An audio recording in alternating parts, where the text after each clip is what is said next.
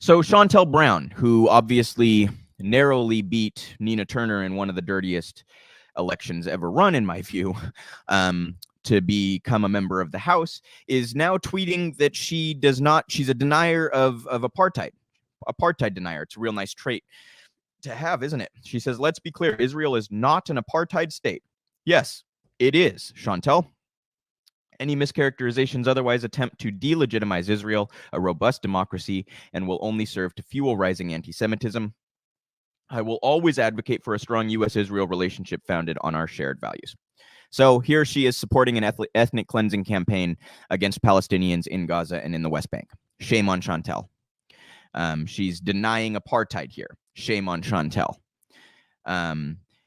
And before we even get into the Amnesty International stuff, which I'm sure a number of you are aware of, I'd like to pay tribute to the late, great Desmond Tutu, who actually went to Palestine and said that what he saw was not only a reminder of apartheid South Africa, but he even said in some ways it was worse than apartheid South Africa. And that was however many years ago that was. Amnesty International, obviously, of course, has recently described Israel as an apartheid state. This is in Al Jazeera. Amnesty report on Israeli apartheid garners bipartisan U.S. fury. Advocates say despite congressional leaders' vehement opposition, apartheid charge against Israel will not go away. In an era of hyperpartisanship in the United States, a new bipartisan consensus appeared to emerge on Capitol Hill this week, condemning Amnesty International over its report accusing Israel of committing the crime of apartheid against Palestinians. Dozens of U.S. lawmakers from both major parties, including powerful legislators and heads of key committees in the House of Representatives and Senate, have released statements rejecting Amnesty's findings, with some accusing the group of fueling anti-Semitism. You guys, my God, it is such a tired line. It is such a tired line. Supporting Palestinian rights is not anti-Semitic. I don't care who says it is. It is not at all. And again, as we covered earlier, you guys, I completely and full-throatedly condemn actual anti-Semitism, and I encourage my audience to learn about anti-Semitism and why Whoopi Goldberg was wrong, as we covered earlier, okay? But this is a very disingenuous weaponization of anti-Semitism to support the imperialist colonial attitude in Israel, to support the ethnic cleansing campaign and the illegal settlements and the genocidal actions in Gaza. Where was I here? These forceful condemnations, analysts say, illustrate the level of support Israel enjoys in Washington despite mounting allegations of abuse, but they do not reduce the validity of the rights group's report. Quote, they want to nip this in the bud, but the bud has already broken ground and developed roots, and it's going to be a losing battle on their part, said James Zogby, president of the Arab American Institute, a Washington-based think tank. Zogby told Al Jazeera that domestic political pressures have compelled many legislators to condemn the Amnesty report, but the group's status and international credibility make it difficult to dismiss its conclusion that Israel is systemically oppressing Palestinians. He added that while many U.S. legislators are demonizing the report and accusing Amnesty International of bias, they have not discussed specific allegations. Quote, they've decided to just focus on the use of the word apartheid because that's the only case they can make. How dare you use apartheid to describe Israel? So notice that, you guys, they always focus on some language thing they can pick, and never on the conduct. You'll never see Israel defenders talking about the illegal settlements, will you? No, because they can't defend the actions, you guys. All they can do is squawk about the descriptive terms used to describe their terrible actions, their oppressive and violent actions.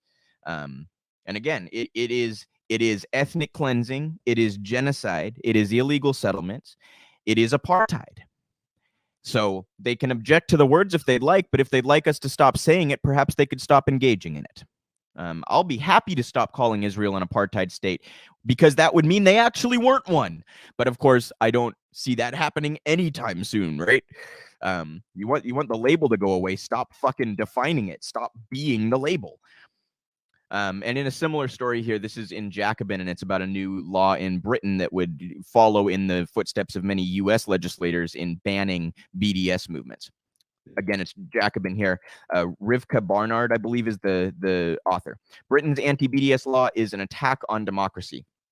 Amnesty International has denounced Israeli rule over the Palestinians as a form of apartheid, but the British government is trying to outlaw the boycott, divestment, and sanctions campaign and stop it from using the same tactics that helped liberate South Africa. In December of last year, British conservative politician Robert Jenrick announced that the UK government was working to outlaw BDS in the UK and planned to take action in the next few months. Jenrick's pledge came after his party included a promise to ban public bodies from imposing their own direct or indirect boycotts, disinvestment, or sanction campaign against foreign countries in its 2019 general election manifesto. The threat to outlaw the boycott, divestment, and sanctions campaign should be seen in its wider context. The Conservative Party has a decisive majority in Parliament, which it has used to bring forward a panoply of laws intended to restrict the right to protest and roll back human rights protections. The upcoming anti-BDS legislation is part of that effort.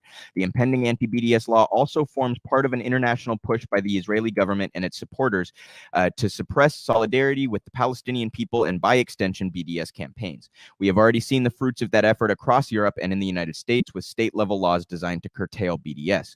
These global efforts appear to be reaching fever pitch just as solidarity with Palestinians continues to grow. Amnesty International's new carefully documented report condemning the regime of apartheid that Israel imposes on Palestinians as a, quote, cruel system of domination based on institutionalized and systemic discrimination is another blow to Israel's propaganda offensive.